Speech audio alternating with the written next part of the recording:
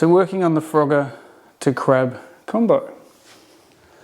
It's a great one to get into the hips and practicing moving from the squat forward and back.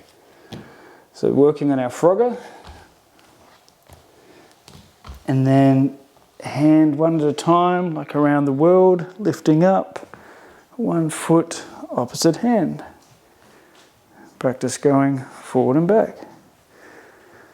And when you're ready for Frogger again, you just take the weight forward and go back to Frogger.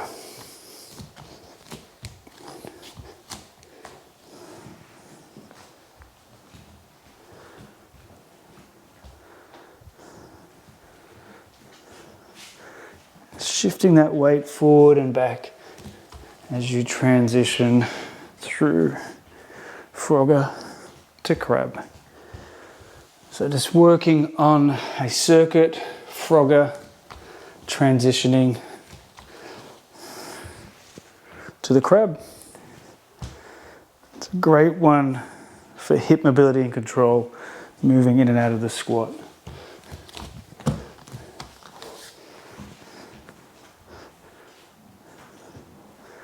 So make it pretty, moving slow, really feel each movement.